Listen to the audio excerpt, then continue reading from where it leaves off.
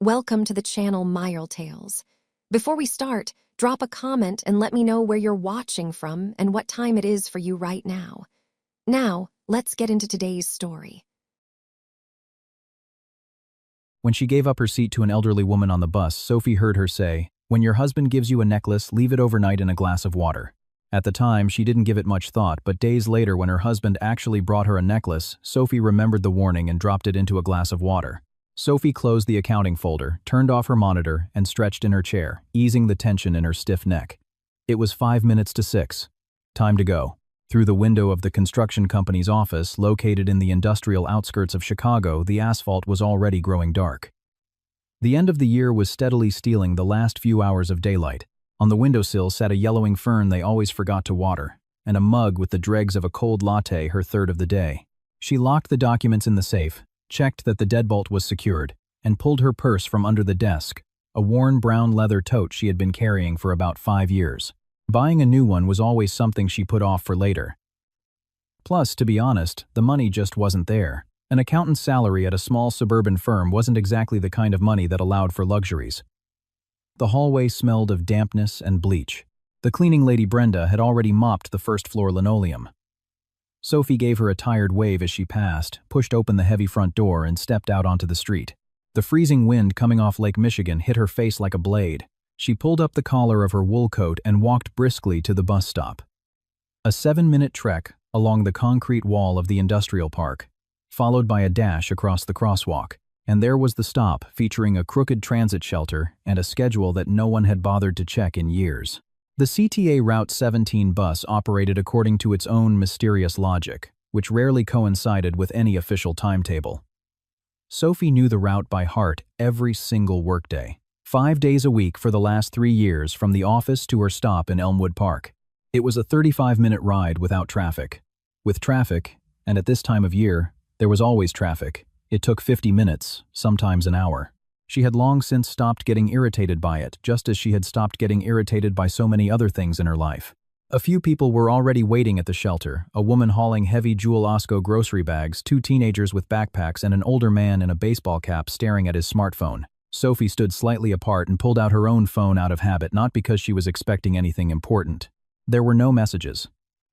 After all, who was going to text her? Her only close friend Lucy had moved to Florida in the spring to live with her sister, closer to the ocean and the warmth. They called each other occasionally, but with decreasing frequency. Lucy was adapting to her new home. She had her own routines, her own conversations, her own life. Sophie didn't resent her. It just became harder with each passing month to dial her number and offer anything beyond a sigh, and everything's pretty much the same here. The bus arrived 12 minutes later, a long blue and white vehicle with fogged-up windows and doors that screeched desperately as they opened. Sophie pushed her way inside and immediately realized she wouldn't be sitting down. There were no empty seats. She grabbed the overhead bar, pressed her tote bag against her side, and braced herself for a long commute standing up. The bus lurched forward and merged into traffic. Sophie swayed, barely keeping her balance. Familiar streets rolled past the condensation-streaked glass, closed newsstands, the neon cross of an all-night pharmacy. The dark, bare silhouettes of trees lining the boulevard. She stared out the window, reminding herself that she needed to buy potatoes and onions, and thinking that Mark probably hadn't taken out the trash. She had asked him to do it that morning. He had nodded, but that gesture of his no longer meant anything. Mark. When she thought of her husband, Sophie felt neither irritation nor warmth, but rather a dense, familiar weight, like carrying a heavy backpack for so long that you stop noticing the strain even though your back still aches. They had met 5 years ago. Mutual friends had invited them to a birthday party at a downtown apartment, a place packed with people, music thumping from a Bluetooth speaker, loud conversations out on the balcony. Sophie was 32 then, and had almost given up hoping someone would enter her life. It wasn't that she considered herself unattractive. It was just that her routine rarely strayed from the path between work and home, occasionally catching a movie with Lucy, or having coffee at a neighbor's. It was a closed loop where men simply didn't stick around, but Mark stayed.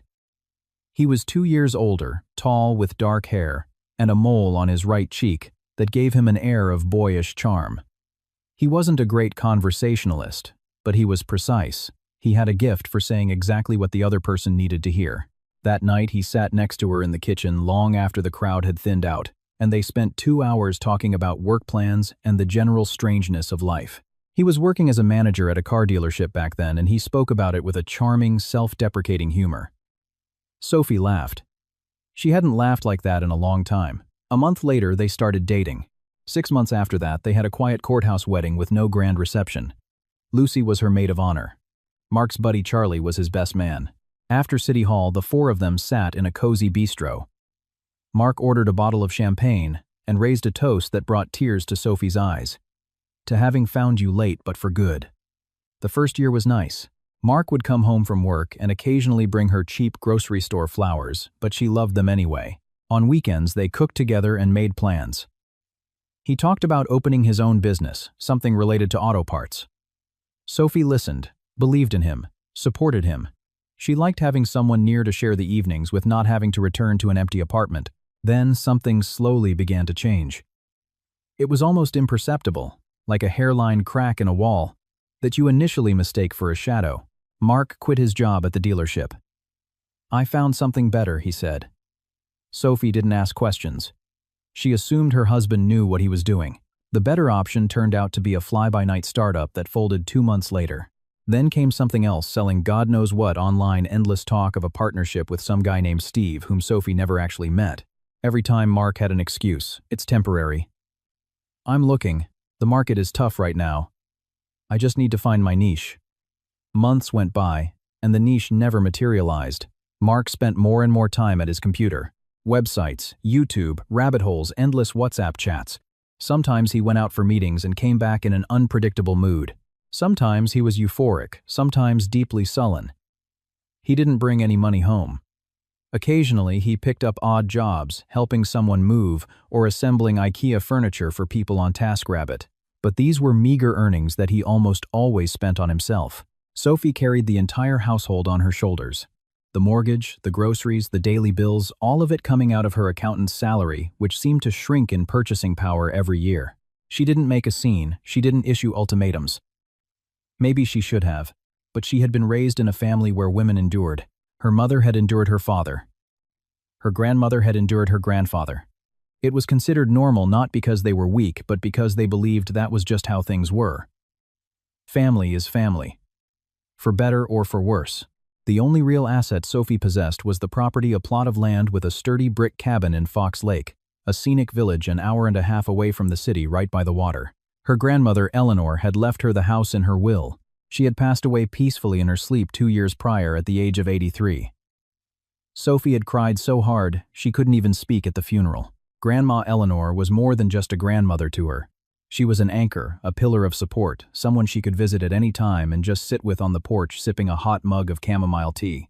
The lake house meant childhood summer vacations, the smell of damp earth and pine needles, Grandma's homemade apple butter simmering in a pot on the stove, the creak of the front gate, the tabby cat from next door that would sprawl on the AP porch squinting in the sun. All of that was in the past now. The house was still standing, the old apple trees were still growing, but Grandma wasn't there anymore. The land in Fox Lake was appreciating in value every year. Neighboring plots were already selling for considerable sums. The area was developing. They had paved a proper road connecting it to the highway, and developers were building luxury subdivisions nearby. Sophie had a rough idea of what her property was worth, but the number didn't interest her. She had absolutely no intention of selling. Mark, however, did. He first brought it up about 6 months after Eleanor's death. At first he did it carefully, casually, Sophie, I was thinking.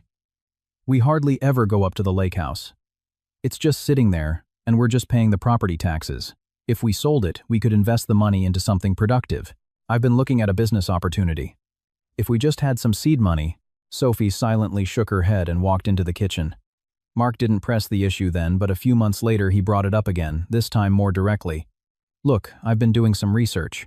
Lots in Fox Lake are going for $350,000 minimum. With the house on it, we could easily get $500,000 if we find the right buyer. That's real money, Sophie. We could. No, she said, cutting him off, offering no explanations. But why? Be reasonable.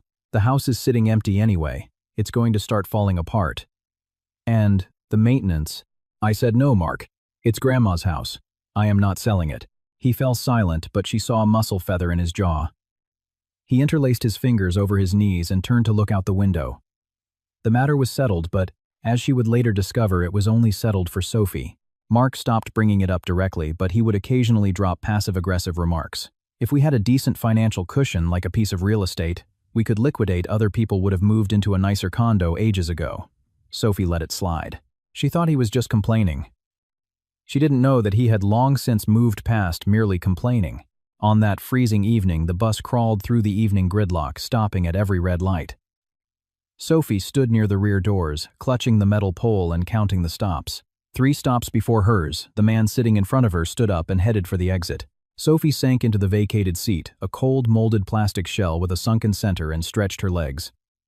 Her lower back hummed with pain after a full day in an office chair.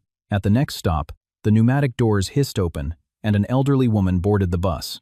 She was short and petite, wearing a long gray winter coat and a dark green wool beret. She looked to be in her 70s, maybe older. She climbed the steps, gripping the handrail tightly, and looked around. There were no empty seats. Sophie stood up without a second thought. It was automatic. She always did it. Since she was a little girl, Grandma Eleanor had taught her, if a senior citizen is standing on public transit, you get up. No overthinking, no internal debate, you just get up.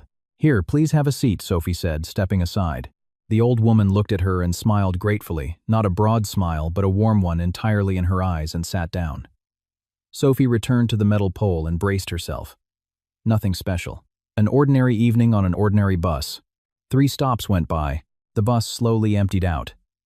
People disembarked, and the suffocating crush of the rush hour began to dissipate. Sophie started getting ready for her stop. She shifted her tote bag to her other shoulder, dug her transit card out of her pocket, and then felt a light tap on her elbow. She turned around. The old woman in the green beret was looking up at her. Her eyes, contrary to what Sophie might expect from someone her age, were not watery or clouded. They were clear, sharp, and intensely focused, as if she weren't just looking at Sophie but seeing something completely inaccessible to everyone else. "Listen to me carefully, my child," the woman said in a low voice, leaning in slightly so close that Sophie caught a faint scent of lavender and peppermint. "When your husband gives you a necklace, do not wear it. Leave it overnight in a glass of water." "Do you trust me?" Sophie froze. Her grip on the metal pole tightened.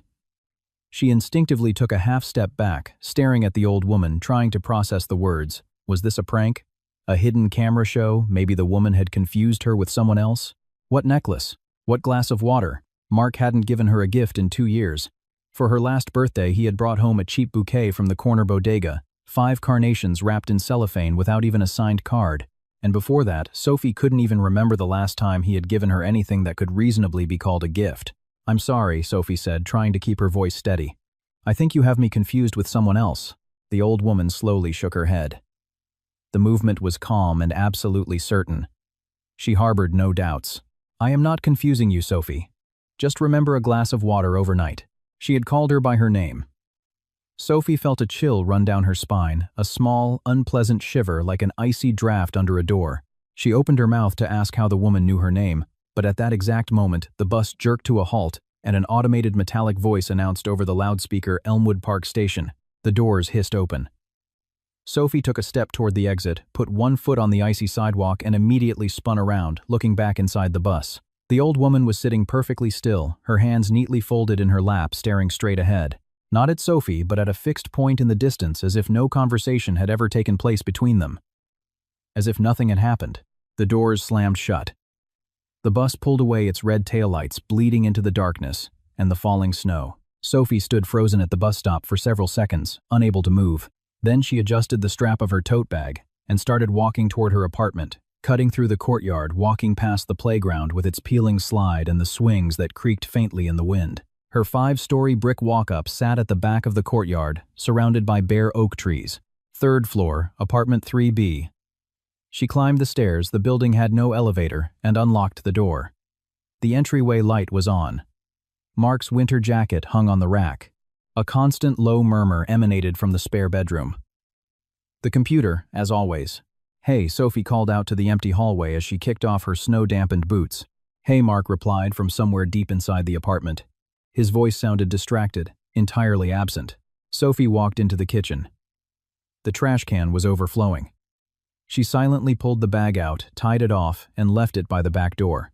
Then she opened the fridge, mostly empty shelves. a wedge of cheddar drying out in its plastic wrap, an open jar of pickles, a half-gallon of milk, half a carton of eggs. She grabbed the eggs and put a frying pan on the stove. While the eggs sizzled, Sophie stood staring out the kitchen window into the courtyard. The street lamp outside illuminated a freezing puddle that reflected a sliver of the dark Chicago sky. And again, like a broken record, the voice echoed in her head. "I am not confusing you, Sophie. A glass of water overnight." How did that woman know her name? Sophie was absolutely certain she had never seen her before. The face was completely unfamiliar. She didn't recognize the voice. Maybe the old woman had some connection to her grandmother. Fox Lake was a small community. Everyone knew everyone. But Sophie couldn't recall anyone looking like her among Grandma Eleanor's friends, though to be fair, she hadn't visited as often as she should have in those final years. Work the commute, Mark. Life got in the way. At dinner, if 2 fried eggs with toast and a cup of tea could be called dinner, Mark sat across from her, scrolling through his phone without once looking up. Sophie wanted to tell him about the old lady. The words were right on the tip of her tongue. "You won't believe what happened on the bus today." But she stopped. Something held her back. Not fear or suspicion, but a vague intuition that this conversation wasn't meant for Mark. He would just brush it off with a dismissive wave. He would say, "The old bat's crazy," and go back to his screen. And logically, he'd be right. An unknown old woman on a city bus giving cryptic advice. The city was full of crazy people, but Sophie didn't say a word. She cleared the plates, scrubbed the pan, wiped down the counter. Mark retreated to his computer. She went to bed, turned off the lamp, and lay in the dark for a long time, staring at the ceiling. Through the drywall, the muffled sound of a YouTube video droned on. Mark was watching something late into the night. "When your husband gives you a necklace." Sophie rolled onto her side, pulled the comforter up to her chin, and tried to sleep. What necklace? Mark wasn't going to give her a necklace. He hadn't even bought her a candy bar in 2 years. The old lady was either confused or just an eccentric weirdo. It happens. She closed her eyes and started counting her breaths. Eventually, she drifted off. A week passed. The bitter cold settled in for good. In the mornings, the puddles in the courtyard were covered in a thin layer of ice that melted into a freezing drizzle by the afternoon. Sophie went to work, took the same bus home, made dinner, and went to sleep, everything exactly as usual. The bizarre encounter on the bus gradually began to fade from her memory, like an old Polaroid left in the sun. The outlines were still visible, but the details were washing out. A couple of times, she caught herself remembering the old woman's piercing eyes and the scent of lavender, but she quickly shook it off. Nonsense. On a Thursday evening, a completely ordinary Thursday, nothing special about it, Sophie came home a little later than usual. There had been a line at the local grocery store. She had stood waiting for 15 minutes just to buy a bag of rice and a bottle of vegetable oil. She trudged up to the 3rd floor, jingled her keys, pushed the door open, and immediately noticed that something was different. The apartment smelled of cologne. Not yesterday's lingering scent, but fresh, sharp, and intense, as if someone had just sprayed it. Mark was standing in the hallway. He was freshly shaven, his jawline smooth and a little flushed, looking like he did back when they were first dating. He was wearing a dark blue button-down shirt with a subtle microprint. Sophie didn't immediately register why the shirt looked weird. Then it hit her. It was brand new. Never washed, still bearing the sharp, unnatural creases from the store packaging. When had he bought it? And more importantly, with what money? "Hey Sophie, come here," he said. His voice was different, softer than usual, coated with an inflection she hadn't heard in a long time. Maybe a year, maybe 2. It was the voice he used to charm her back when he wanted to impress her. She set the plastic grocery bag on a stool and slowly took off her winter coat, taking her time. Something inside her had pulled taut like a guitar string, even though she didn't yet know why. "What's going on?" she asked. "Nothing. I just have a little something for you." He extended his hand. Resting on his palm was a small, dark blue velvet box. The kind you get at a jewelry store. Sophie stood completely still, staring at it. For several seconds they remained frozen like that. He with his hand out. She with her damp scarf clutched in her fist. The hallway was dead silent, save for the ticking of the kitchen clock. "Take it," Mark urged. A flash of impatience sparked in his voice, quick like a shadow darting behind a window pane. "It won't bite." Sophie took the box. It was incredibly light, almost weightless. The velvet felt soft and unnervingly cold under her fingertips. "What is this?" she asked, though her hands were already popping the hinge open on their own. I just wanted to do something nice. You work so hard you're always tired. I thought you deserved something beautiful. Inside, resting on a white satin cushion, lay a gold necklace. It was a fine, delicate chain with an elegant braid pattern. The clasp, however, was a bit bulkier than usual, featuring a small, rounded, cylindrical element that looked like a decorative bead. At first glance, it was simply a piece of jewelry. Nothing extraordinary. And in that exact fraction of a second, it hit Sophie. It wasn't just a thought. It was a physical sensation, like a heavy blow to the chest. The old woman's voice, that low, steady voice smelling of lavender. When your husband gives you a necklace, do not wear it. Leave it overnight in a glass of water. Her fingers trembled. The box nearly slipped from her grasp. Sophie gripped it tighter and forced herself to look up at Mark. He was watching her expectantly, a faint smile on his lips, his head tilted slightly like a dog waiting for its owner to throw a ball. She should have said thank you. She should have smiled, put the necklace on, given him a kiss on the cheek. That's what wives do when their husbands surprise them with jewelry. It would have been the normal thing to do. But Normal had left the building, because it was Thursday. Because it wasn't her birthday, or their anniversary, or Valentine's Day. Because the man who hadn't bought her a box of chocolates in 2 years was standing there in a brand new shirt drenched in cologne handing her a gold necklace. Because the old woman on the bus had known her name. Sophie smiled. The smile cost her immense effort, as if her facial muscles had forgotten the movement and had to be taught how to do it on the fly. It's beautiful. Thank you, Mark. I'll wear it tomorrow to the office. It's late now, and I'm just in my sweats. Mark's face changed, very subtly for just a fraction of a second. The smile remained, but his eyes shifted. A glint of annoyance, of profound disappointment flashed through them. He clearly expected her to put it on right then and there in the hallway right in front of him. All right, whatever you want, he said, shoving his hands into his pockets. But wear it every day, okay? It'll look great on you. I picked it out specifically for you. Of course, Sophie nodded firmly. She carried the little velvet box into the bedroom, set it on the nightstand next to her alarm clock and the glass of water she always kept there. She closed the bedroom door, leaned her back against the wood, and stood there for a few seconds, pressing the palm of her hand against her chest. Her heart was hammering fast and irregular, like she had just sprinted up the stairs. She walked over to the nightstand, opened the box, and lifted the necklace out. She held it up to the light of the bedside lamp. The necklace looked completely normal. The gold braid was flawless and shiny. The clasp was slightly more robust than what you'd usually find on such a delicate chain, specifically because of that rounded element. Sophie rubbed it between her thumb and index finger. It felt smooth, tightly sealed, with no obvious seams or suspicious details. It was just a clasp. So what was she looking for? What was she afraid of? An unknown old woman on a city bus had spouted some nonsense, and here she was standing in her bedroom inspecting her husband's gift, like a TSA agent examining a suspicious package. Sophie put the necklace back in the box. She changed into her pajamas, walked into the kitchen and put away the groceries, the rice in the pantry, the oil on the shelf. She filled the electric kettle and turned it on. Mark was in the spare room at his computer. Sophie could hear the muffled clicking of his mouse and his occasional coughing. She drank her tea while staring out the dark window. Freezing rain streaked the glass, distorting the glow of the courtyard street lamp. Her thoughts spun in circles like a malfunctioning carousel that someone forgot to unplug. Logic told her one thing. Forget it. Drop it. The old lady is a crackpot. A necklace is just a necklace. Be glad your husband actually thought of you for once. But something else, not logic, but something deeper stemming from the raw territory of intuition, from that dark basement of the subconscious, where the light of reason doesn't reach, told her something entirely different. Check it. The kettle clicked off. Sophie rinsed her mug, dried her hands, and listened. The faint audio of a video droned on from the spare room. Mark was occupied. She quietly opened an upper cabinet and took out a standard heavy glass, a thick mason jar-style glass they had owned for years. She filled it with tap water, walked back into the bedroom, took the necklace out of the box and very carefully holding it with 2 fingers, lowered it into the water. The necklace drifted to the bottom. The golden chain uncoiled slightly in the liquid. The heavy clasp tilted to the side. Sophie covered the glass with a small saucer. She walked back to the kitchen, opened the bottom drawer of the cabinets, the one where she kept the heavy pots, a rusted cast-iron skillet, and baking sheets she hadn't touched in 3 years.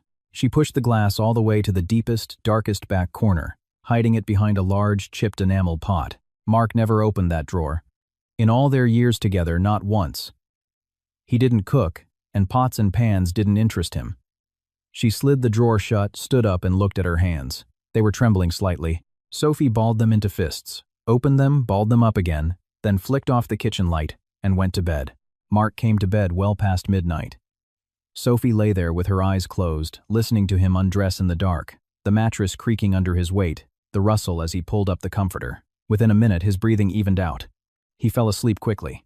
He always did. She lay awake thinking about the glass of water in the bottom drawer, the gold necklace resting at the bottom, the ambient orange glow of the street lamp filtering through the blinds, and the terrifying fact that in the morning she would have to look inside that glass. She didn't fall asleep until the early hours of the morning, maybe 4, maybe 5. Her sleep was fragmented, oppressive, and dreamless. The alarm went off at 6:30 a.m. Sophie opened her eyes and lay staring at the ceiling for a few seconds. Beside her, Mark was fast asleep on his side, facing the wall, the blankets slipping off his shoulder.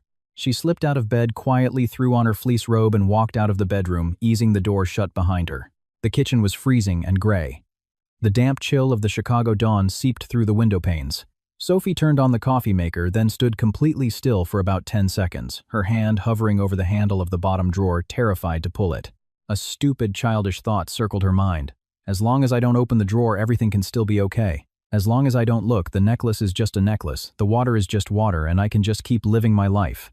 She pulled the handle. The drawer rolled open with a squeak. The glass was exactly where she had left it, tucked behind the enamel pot covered by the saucer. Sophie grabbed it with both hands, lifted it to eye level, and carried it over to the window where the morning light was slightly stronger. The water was cloudy. Not just slightly hazy, not just a little murky. It was violently, thickly clouded, tinted with a dirty, sickly yellowish hue that does not happen when you soak regular metal. At the bottom lay the necklace. And right next to the clasp, Sophie saw something that absolutely had not been there the night before. That decorative rounded element on the clasp, the smooth little cylinder she had assumed was just a bulky design choice, had slid open. It had shifted on a microscopic track, revealing a tiny, hollowed-out cavity, like a miniature hidden compartment. From that cavity, a viscous, cloudy substance had bled out into the water, expanding into a dirty, suspended cloud.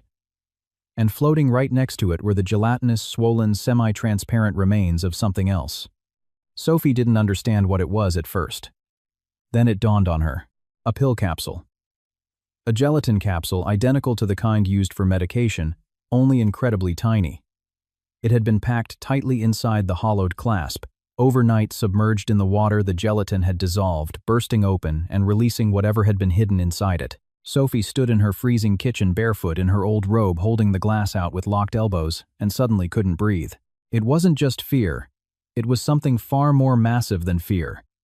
It was a terrifying realization carving its way through her, slow and agonizing, like ice water filling her chest cavity. That necklace was supposed to be around her neck. That clasp was designed to rest directly against her skin.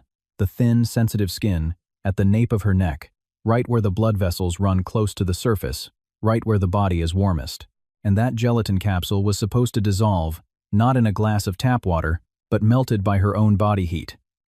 Slowly. Day after day. The coffee maker beeped loudly, signaling it was done. Sophie jumped. She set the glass down on the counter. Her hands were shaking violently, now a fine, uncontrollable tremor, as if she were burning up with a fever, though she was freezing cold.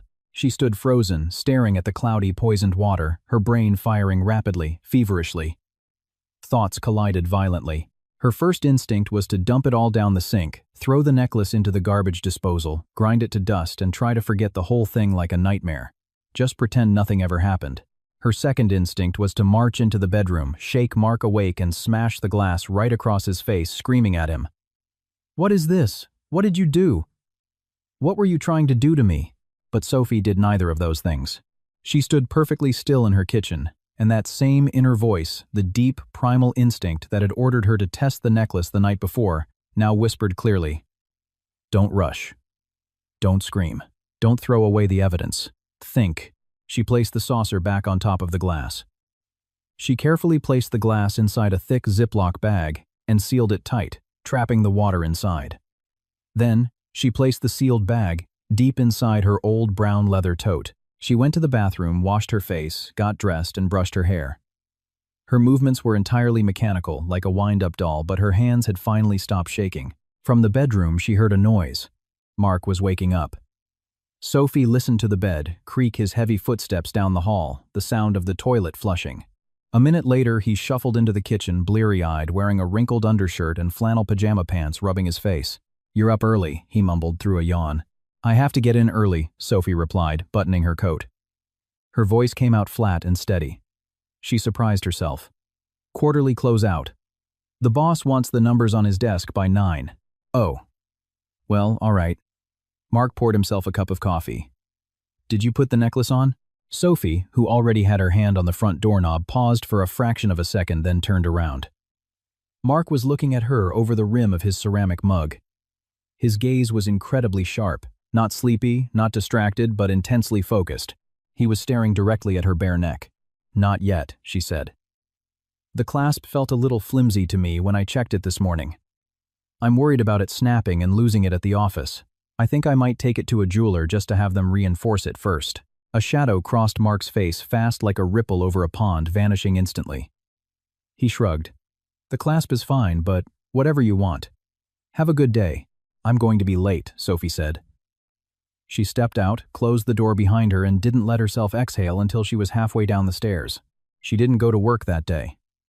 Instead, she took the CTA train downtown, getting off near the city's medical district. She waited an hour in the walk-in clinic to see a general practitioner, not because she needed a doctor, but because she didn't know where else to turn. The doctor, a middle-aged woman with exhausted eyes, listened to Sophie's chaotic, breathless story. To Sophie's profound shock, the doctor didn't look at her like she belonged in a psych ward. Instead, she picked up her desk phone, made a brief call to a colleague, and scribbled an address on a prescription pad. "This is the Municipal Toxicology Laboratory," the doctor said. "They handle chemical and biological analysis. Go there right now. Give them the water and the jewelry. Tell them you need a full tox screen. They will have you fill out an intake form." Sophie went. The lab was located in an imposing brutalist concrete building on the west side of the city. The long, fluorescent-lit corridors smelled of bleach and sterile chemicals. She explained the situation to the clerk at the intake window, a young guy in a white lab coat who listened with alarming, practiced calm. She filled out the forms, pulled the Ziploc bag out of her tote, and handed it over. The technician took the glass out of the bag very carefully. He looked inside at the yellowed water and the dissolved gelatin, and Sophie noticed his eyebrows twitch upward for a split second. He didn't say a word. He just slapped a barcode sticker on a plastic specimen container, transferred the water and the necklace into it, and sealed it. "Results will take 3 to 4 business days," he told her. "Call this number or come back in person." 4 days. Sophie walked out of the lab and into the biting cold. She sat down on a concrete bench near the entrance and stayed there for 20 minutes, just watching the cars blur past on the avenue. Then she stood up and took the train home. She had to survive those 4 days, living side by side with Mark, as if absolutely nothing was wrong. And somehow, she did. She made dinner, macaroni and cheese, leftover chicken noodle soup, a cheap steak with potatoes. She sat on the couch watching Netflix, while Mark clicked his mouse in the other room. She got into bed with him, listened to him, breathed in the dark, and stared endlessly at the ceiling. Every morning, she got up, made coffee, and went to work. Everything exactly as usual. As if the world hadn't tilted on its axis. Mark asked about the necklace twice during those 4 days. The first time was over dinner, stabbing a piece of steak with his fork, trying to sound casual. "So, did you take it to the jeweler yet?" Sophie replied that she hadn't had the time. The second time was on Saturday morning while she was writing a grocery list. "Sophie, why aren't you wearing it? I went out of my way to find something nice." "I picked it out specifically for you. It actually kinda hurts my feelings that you won't even put it on." His voice was soft, playing the wounded husband perfectly, but Sophie caught that same rapid, probing look darting toward her neck, checking for the gold chain. "I promise I'll wear it next week," she lied smoothly. "I really will." He nodded, satisfied, and turned back to his laptop. On the 4th day, a Tuesday, Sophie asked to leave work early after her lunch break. She told her boss she had a doctor's appointment and took an Uber straight to the lab. The waiting room was empty, save for the buzzing of the fluorescent lights overhead. She gave the clerk her case number, and a few minutes later, he handed her a manila envelope. She opened it with numb, freezing fingers while sitting in a plastic chair against the wall. The report was printed on official city letterhead, stamped and signed by the head toxicologist. The text was dry, bureaucratic, and dense with chemical terminology, but the conclusion was impossible to misunderstand. Sophie grasped it immediately. The submitted liquid sample contains trace compounds of heavy metals, specifically thallium and lead in concentrations significantly exceeding permissible limits for human exposure. In the event of prolonged dermal contact, particularly in vascular-dense regions such as the cervical spine neck, the substance is capable of gradual, sustained transdermal absorption into the bloodstream. The gelatinous residue indicates a delivery mechanism engineered for slow dissolution via human body heat. Sophie reread the last sentence 3 times. Engineered for slow dissolution via human body heat. Her body heat. The warmth of her own skin. That poison was supposed to melt onto her, seep into her pores, and quietly poison her from the inside out. Day after day, week after week, while she rode the CTA bus, while she cooked his dinner, while she slept right next to the man who was actively murdering her. She folded the report carefully, slid it back into the envelope, and put it in her purse. She stood up and walked out of the lab. The wind outside was vicious, whipping off the lake, but Sophie walked down the sidewalk without even zipping up her coat. She didn't feel the freezing rain, didn't notice the people bumping into her. She felt entirely hollowed out, yet impossibly heavy, like a house that had been completely emptied of furniture, but someone had left all the lights blazing. She didn't go home. She went straight to the Chicago Police Department precinct. The station was chaotic. On the other side of a frosted glass partition, 2 people were screaming at each other. Heavy doors slammed. Phones rang endlessly without being answered. Sophie sat on a hard wooden bench in the lobby, clutching her tote bag against her knees. The desk sergeant took his time calling someone down, but eventually she was escorted to a cluttered office on the 2nd floor. Detective Miller was young, maybe 32 at most, with a tight buzz cut, exhausted eyes, and a styrofoam cup of cold coffee, sitting dangerously close to a precarious stack of file folders. He offered her a chair and listened to her intently, never interrupting as Sophie laid out the entire story. She spoke calmly, chronologically, and with clinical precision. She was shocked by her own composure. The necklace, the water glass, the lab, the toxicologist's report. She pulled the envelope out of her bag and set the lab results on his desk, right next to the Ziploc bag containing the specimen jar the lab had returned to her. Detective Miller unfolded the report, read it in silence, and slowly looked up. "Ma'am, do you understand that this is a very, very serious accusation?" "I know," Sophie said, her voice steady. "That's why I brought the forensic evidence. I didn't just come here with a crazy story." He stared at her for a long moment, then nodded. He pulled a formal complaint form from his desk drawer and handed her a black pen. Sophie wrote for nearly 45 minutes, her handwriting small and meticulous, filling out every single line.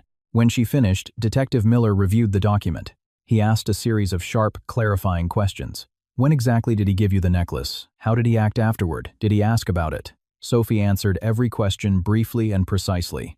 Miller took furious notes on a legal pad. "We are going to have to run an independent verification through the state crime lab," he told her. "It's standard procedure for a case like this. But we will open an active investigation immediately. For right now, I need you to go back home and act like everything is perfectly normal. Do not mention the police. Do not mention the lab report. Do not let on that you know anything.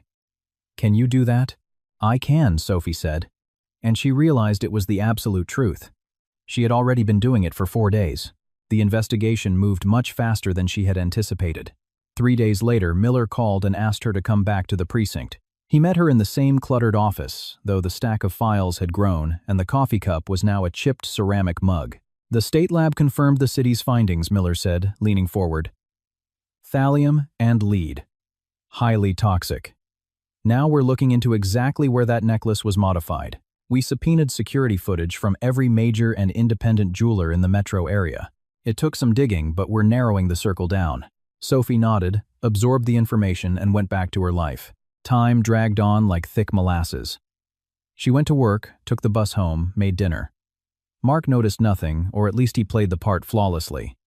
He had started asking about the necklace less frequently. Every now and then he'd toss out a casual comment while walking past her in the hallway. "So you still haven't put it on, huh?" And Sophie would calmly reply that she'd definitely get to it by the weekend. Every time she said it, she watched that dark, impatient shadow flicker across his eyes. A week later, Detective Miller called again. His tone was entirely different now. Hard-focused, professional. "We found the jewelry shop," he said. "It's a boutique place on Maple Avenue downtown. Security cameras show your husband speaking with the master jeweler 10 days before he gave you the necklace. We've already brought the jeweler in for questioning." Sophie went to the precinct that evening. Detective Miller laid out the details. The jeweler, a man in his 50s who had been in the business for over 20 years, stated that a client had walked in with a pre-purchased gold chain and asked for a highly unusual modification. He wanted a custom-built hollow cavity with a micro-hinged lid installed directly into the clasp, specifically sized to hold a small gelatin capsule. The jeweler said the client claimed it was for holistic herbs, Miller explained, reading from a transcript. He told the jeweler his wife suffered from chronic fatigue and anxiety, and a naturopathic doctor had recommended she wear these special herbs pressed directly against her skin. The jeweler didn't ask any more questions. It was a bizarre request, sure, but legally speaking, modifying a clasp isn't a crime. He did the work in 3 days and charged a premium rush fee. But here's where it gets interesting. Miller flipped a page in the file. The jeweler mentioned that while he was working on the piece at his bench, an old friend of his came into the shop. An older woman named Clara. She's a retired jeweler herself, used to do appraisals for the owner. She just dropped by to say hello, but she saw the modified clasp on the bench and asked about it. The jeweler told her the whole story, the capsule, the holistic herbs, the devoted husband. He even mentioned that the client's name was Mark, that his wife was always working and exhausted, and that they owned a lake house property in Fox Lake that they were planning to sell to start a new life. Miller looked up. The jeweler said Clara listened to all this, got very quiet, and just stood there staring at the photograph of the necklace the client had left behind. Sophie sat perfectly still. Something inside her mind was shifting, locking into place. It was like a jigsaw puzzle she had been fumbling with in the dark for weeks, suddenly illuminated. Clara, Sophie repeated slowly. An older woman, a retired jeweler. We haven't established a direct connection yet, Miller said, but we're looking for her. You don't have to, Sophie whispered. I think I know who she is. That very night, Sophie made a phone call. Not to Clara, she didn't have her number, but to Martha Grandma, Eleanor's next-door neighbor up in Fox Lake, the only person from the lake house she kept in her contacts. Martha picked up on the fourth ring, thrilled to hear from her. She immediately started scolding Sophie for never visiting the cabin anymore. Sophie cut her off politely, but urgently. Martha, did Grandma Eleanor have a close friend named Clara? There was a pause on the line. Then Martha chuckled. Sophie, honey, of course. Clara Carmichael. She was Eleanor's best friend. They knew each other for 40 years. They started out working the line at the old manufacturing plant together back in the 70s. Clara eventually left to become a jeweler downtown, and your grandma went into accounting, but they stayed thick as thieves right until the end. I remember when Eleanor got real sick toward the end, she used to tell Clara, "If anything ever happens to my Sophie, you keep an eye out for her." And Clara swore up and down that she would. Sophie sat at her kitchen table, the phone pressed hard against her ear. The mosaic was complete. Every missing tile snapped into place. Clara had walked into the jewelry shop and seen a bizarre custom order. Her professional intuition, 40 years in the Diamond District, told her that packing holistic herbs into a gelatin capsule, hidden inside a necklace clasp, was highly suspicious. But she had no idea who the necklace was for. Then the jeweler, completely oblivious, spilled the details. The client was named Mark. His wife worked herself to the bone. They owned a cabin in Fox Lake. He was going to sell it so they could change their lives, and in the meantime, he wanted to treat his sick wife with herbs. Fox Lake. Mark. The wife. The property sale. It must have hit Clara like a freight train. She knew exactly who owned that house in Fox Lake. Eleanor had talked about it so much that Clara could probably draw a map of the apple trees in the yard, and she knew Sophie's husband was named Mark. Eleanor had mentioned him constantly in her final years, always with a tone of deep unease. Clara knew. She knew exactly what was happening. But what could she do? Go to the Chicago police. With what? A hunch. About some herbs. The client had supplied the capsule himself. The jeweler didn't actually know what was inside it. Technically, no laws had been broken yet. Should she call Sophie directly? How do you call a young woman you barely know and say, "Hi, your husband is building a murder weapon to poison you"? Sophie would have hung up and called a psychiatric hospital. She wouldn't have believed a word of it. So Clara did something else. She knew where Sophie lived. Eleanor had given her the address years ago for emergencies. She knew which bus route Sophie took home from work because Eleanor had always complained about her granddaughter spending hours stuck on the CTA Route 17. For 3 consecutive nights, Clara, a 70-year-old woman with bad arthritis in her knees, rode the freezing crowded Route 17 bus, transferring at different stops, scanning the exhausted faces of the commuters. On the 3rd night, she finally spotted Sophie. and she gave her the only piece of advice that had a chance of working. No accusations, no complex explanations, no panic. Just a simple concrete instruction. Drop the necklace in a glass of water. If the capsule contained something dangerous, the water would prove it. If it was harmless, nothing would happen and Sophie would just write her off as a crazy lady on the bus. Clara deliberately used Sophie's name so the encounter would stick in her mind so she couldn't dismiss it. She offered no further explanation, knowing that explanations breed skepticism, but mystery demands investigation.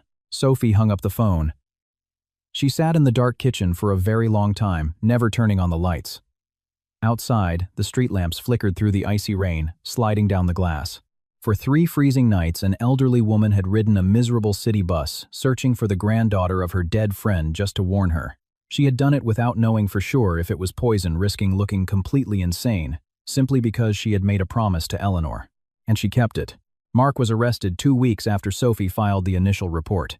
Sophie didn't hear it from the detective. She heard it from the busybody neighbor across the hall who frantically called Sophie at work to tell her that an unmarked police cruiser had rolled into the courtyard and 2 plainclothes detectives had marched up to the 3rd floor, dragged Mark out in handcuffs. The neighbor was practically vibrating with gossip, but Sophie already knew it was happening. Detective Miller had called her briefly that morning. "We're executing the arrest and search warrants today. Do not go back to the apartment until tonight." And she didn't. She sat at her desk at the construction firm, staring at her Excel spreadsheets without processing a single number. Her hands rested on the keyboard, but her fingers didn't move. Her coworker Megan asked her twice if she was feeling okay. Sophie nodded and blamed a migraine. That evening, Detective Miller called and asked her to come down to the precinct. His voice was firm, but Sophie detected something new in it. Not exhaustion, but the heavy, grim satisfaction of a man who found exactly the monsters he was hunting for and took no joy in the discovery. In his office, Miller laid out the findings of the search warrant. They had seized Mark's computer. The search history over the last 6 months was damning. He had extensively researched transdermal poisoning, how toxic substances absorb through the human epidermis. He had read medical journal articles on the symptomology of chronic thallium toxicity. He had frequented dark web forums discussing untraceable heavy metal poisonings. He had typed specific queries into Google. How long does thallium exposure take to incapacitate and transdermal lead absorption via cervical spine? The searches weren't frantic. They were methodical, spread out over months, as if he were taking a college course on how to kill his wife. They also recovered chat logs from an encrypted messaging app. Using a burner handle, Mark had communicated with an anonymous vendor about purchasing a highly concentrated thallium compound. The transaction was masked as a purchase of scientific reagents. The package had been delivered to a generic Amazon locker a few months prior. But the most chilling piece of evidence wasn't on the computer. Hidden in the bottom drawer of his desk, buried under a stack of old car magazines, they found a printed quitclaim deed.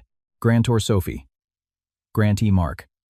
Property address: Fox Lake, Illinois. The legal document was completely filled out. The only thing missing was Sophie's signature on the dotted line. Right next to the deed sat a business card for a luxury real estate broker and a printed Zillow estimate. The property was valued at $500,000. The plan was designed to play out over several months, Miller said, closing the thick manila folder. He didn't want to kill you. At least not quickly. That would look too suspicious. The math was simple. With daily wear, the capsule would slowly dissolve from your body heat. Microdoses of thallium would enter your bloodstream through your neck. After a few weeks, the severe symptoms would start: chronic fatigue, crippling migraines, cognitive confusion, severe muscle weakness, eventually hair loss. Doctors would likely misdiagnose it as extreme stress or maybe early-onset MS. Miller looked her dead in the eye. In that state, physically broken, mentally incapacitated, terrified, and dependent on him, he calculated that you would sign that property transfer deed without putting up a fight. And once the house was in his name, he would sell it. Sophie listened, and she felt the last burning ember inside her finally completely extinguish. It wasn't rage. Her rage had burned itself out weeks ago. It wasn't fear. The fear was in the rearview mirror. Throughout the agonizing days of waiting, a tiny, pathetic spark had remained hidden deep inside her. A desperate hope that there had been a misunderstanding. That Mark wasn't actually capable of this. That spark was dead. He was capable. He had calculated everything. He found the poison. He found the jeweler he drafted. The legal documents he researched. The market value, $500,000. That was the price tag he had put on her life. Or rather, on her health, her sanity, and her ability to say no. During his interrogation, Mark initially denied everything. He claimed the necklace was just a loving gift, that he had never heard of thallium, that the web searches were just morbid curiosity from watching a true crime Netflix documentary. When Miller slammed the encrypted chat logs regarding the reagent purchase on the table, Mark went dead silent for 10 minutes, then pivoted. He claimed the capsule really did contain holistic herbs, that the state lab was grossly incompetent, that he just wanted to cure his wife's fatigue, but the mountain of evidence left him zero room to maneuver. 2 identical lab reports, the jeweler's sworn statement, security camera footage, a browser history mapping out a premeditated poisoning, the dark web purchase receipts, the unexecuted quitclaim deed, the real estate broker's card. Any one piece could be argued. Together, they formed a steel trap that slammed shut on his life. He was indicted by a grand jury for attempted first-degree murder and aggravated battery with a deadly substance. Sophie filed for divorce that same week. The process was shockingly streamlined. Mark, sitting in the Cook County Jail awaiting trial, offered no contest. The paperwork was expedited, there were no assets to fight over, and she never had to see him in a courtroom. Sophie packed all of his belongings into heavy-duty black trash bags, loaded them into her car, and drove to his mother's house. The older woman opened the door, looked at the garbage bags on the porch, looked at Sophie's stone-cold face, and dragged the bags inside without uttering a single word. The apartment was suddenly vast and empty. Sophie walked through the rooms slowly, getting used to the profound silence. She disassembled Mark's computer desk and dragged the pieces out to the dumpster in the alley. In its place, she set up an antique reading lamp she had found in the hall closet, one that had belonged to Grandma Eleanor. In the evenings, she would turn it on, sit in the armchair, and read. For the first time in years, before she had never had the time or the energy, she managed to get Clara's phone number from Martha. She called her. Briefly, awkwardly, her voice shaking, she asked if they could meet. Clara accepted immediately, asking no questions. She only said, "Are you okay, Sophie?" Her voice broke slightly on the name. Sophie went to see her on a crisp Saturday morning, bringing a large bouquet of white carnations she had bought at the corner florist. Clara lived in a 4th-floor walk-up in Lincoln Park, in a cozy 1-bedroom apartment, overflowing with bookshelves and pots of blooming African violets. The walls were covered in framed, yellowing black and white photographs. In one of them, Sophie immediately recognized her grandmother. A young Eleanor wearing a light summer dress, laughing brightly. And right beside her, equally young, equally radiant, was Clara. It was taken in the parking lot of the old manufacturing plant, a towering brick smokestack looming in the background. The tiny kitchen, whose window overlooked a narrow brick alleyway, smelled intensely of cinnamon and baked apples. On the table sat a ceramic teapot covered with a knitted, cozy 2 blue-rimmed teacups and a plate holding perfectly sliced squares of apple cinnamon coffee cake. "Sit down, sweetheart," Clara said, taking the carnations and placing them in a glass vase. "Eat. It's Eleanor's recipe, by the way, though she always used way more cinnamon than the recipe called for, and she was absolutely right to do it." Sophie sat down, picked up a square of cake, took a bite, and the taste hit her like a physical blow. It was exactly the same.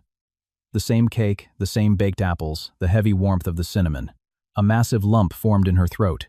Clara sat across from her, wrapping both hands around her teacup, and began to speak. Slowly, in a soft, melodic voice, she recounted how they had met on the factory assembly line. Both 19 years old. How they used to go to the movies downtown on Tuesday nights and get milkshakes afterward. How Clara eventually moved on to the Diamond District and Eleanor went back to school for accounting, but how they called each other every single Saturday morning. For 40 years. Without fail.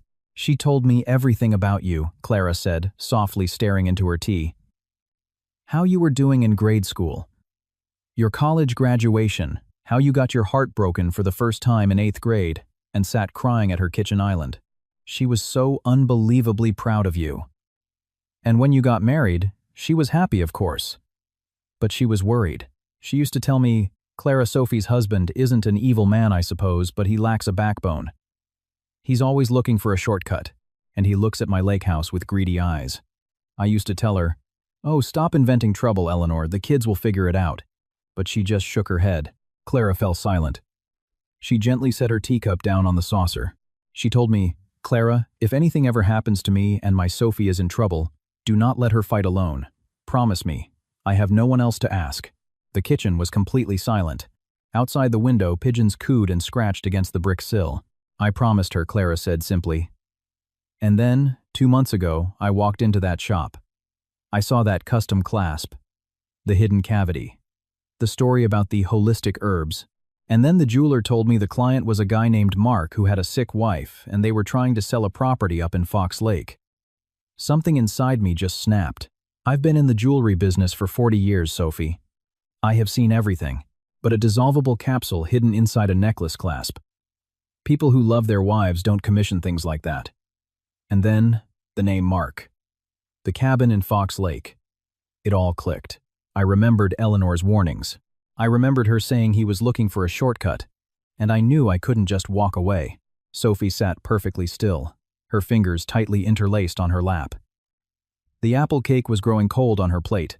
From the apartment next door, faint melodic music drifted through the wall, an old jazz tune, the kind her grandmother used to play on the porch radio in the summers. "You rode the bus for 3 nights, Sophie whispered, her voice cracking. "With your bad knees. In the freezing cold." Clara waved a dismissive hand. "What knees? They've been hurting for 20 years. I'm used to it." "And the bus, that's nothing. I've survived far worse." She smiled. And in that smile, Sophie suddenly saw her grandmother. Not the physical features, not the bone structure, but something far deeper. That same quiet, indestructible strength, the kind of strength that doesn't demand applause, that doesn't seek recognition, but simply does what needs to be done because it is the right thing to do. Sophie stood up, leaned across the small table, and threw her arms around Clara. She hugged her fiercely, burying her face in the older woman's shoulder, breathing in the scent of lavender and peppermint, the exact same scent from the icy bus. And for the first time in weeks, Sophie finally broke down. She cried for the glass of cloudy, poisoned water, for the 4 agonizing days of waiting, for the sterile hallways of the toxicology lab, for Detective Miller's cluttered desk, for the black garbage bags filled with Mark's clothes, for the quitclaim deed hidden in his drawer, for the grandmother she hadn't visited enough in her final months, for the old apple tree in the yard, for everything that had almost been violently stolen from her, and wasn't all because an old woman on a city bus had kept her promise. Clara held her tightly, gently stroking her hair in silence. She didn't say a word. She just held her. Sophie never sold the property. During her next vacation block from work, while Mark's criminal trial was still making its way through the Cook County courts, she packed her bags, rented a car, and drove up to Fox Lake. She turned off the highway and drove down the familiar dirt road past the sprawling fields and the old wooden well covers. The front gate screeched exactly as it always had. The yard was wild and overgrown. The weeds were knee-high. The old apple tree had grown unruly, its branches heavy and tangled. Dandelions choked the stone pathway. Sophie walked up to the house, stepped onto the wooden porch, and slid the heavy brass key into the lock. The door resisted slightly. The wood had swollen from the humidity, but it gave way. Inside the cabin smelled of old timber dust and something faintly sweet. Maybe the jars of preserves, still sitting in the pantry. She walked from room to room, unlatching the heavy shutters one by one, pushing them open, letting the blinding sunlight flood the house. She cracked the windows. The cool lake breeze swept through the rooms, catching the white curtains with the embroidered roses that Eleanor had made by hand. Sophie stood in the middle of the kitchen, looking at the heavy oak table, where her grandmother used to make apple butter. The shelves lined with mason jars. The antique wall clock that had stopped ticking years ago. The one she could never bring herself to throw away. She stayed in Fox Lake for an entire week. She bought a mower and cut down the knee-high weeds. She bought shears and pruned the wild branches of the apple tree. She bought a bucket of whitewash and painted the trunks of the fruit trees halfway up the bark exactly the way Eleanor had taught her to protect them from insects. She reorganized the closets. She threw nothing away. She simply folded everything with care. She fixed the leaking copper pipe under the kitchen sink. In the evenings, she sat on the porch in a rocking chair with a hot mug of chamomile tea, watching the sun dip below the tree line, painting the surface of the lake a deep bruised orange. Martha came by every day. She brought homemade cookies, fresh tomatoes from her garden, or just sat on the steps to gossip. On the 3rd day, Clara drove up from the city. She was visiting relatives nearby and made the detour. The 3 women sat on the porch together drinking tea. Martha told a hilarious story about the time Eleanor had chased a stray dog out of the yard with a broom, and Clara laughed so hard she cried, adding details that Martha had forgotten. Before leaving on Sunday, Sophie walked out to the front gate. She pulled a hammer from her toolbox and nailed a beautiful custom-carved wooden plaque to the front post. She had commissioned it from a local carpenter in town. It was simple, unvarnished oak, with the letters burned deeply into the wood Eleanor's place. The plaque hung perfectly straight. The lettering was sharp, and the morning sun caught the grooves in the wood with a soft, warm light. Sophie stood back, adjusted it slightly, and ran her thumb over her grandmother's name. Then she secured the gate, slung her tote bag over her shoulder, and walked back toward her car. She drove down the dirt road past the fields, past the old wells, and she smiled. She knew her grandmother was still close. Not in any mystical, supernatural sense, but in the truest, most tangible way possible. She lived on in the sacred weight of a promise made between two friends. In the 3 miserable nights spent on a freezing CTA bus. In the hidden glass of water, pushed to the back of a kitchen drawer. In a slice of apple cake baked with too much cinnamon. And in the piercing clear eyes of an old woman in a green beret who looked at her and said, "I promised her." And I didn't let her fight alone. Sophie was starting her life over. Without fear, without looking over her shoulder. She had the key to the lake house in her pocket, and she possessed the quiet, unshakable certainty that the most valuable things in this world are not gold necklaces or $500,000 in real estate. The most valuable things are the people who keep their word even when the person they gave it to is no longer there to see it.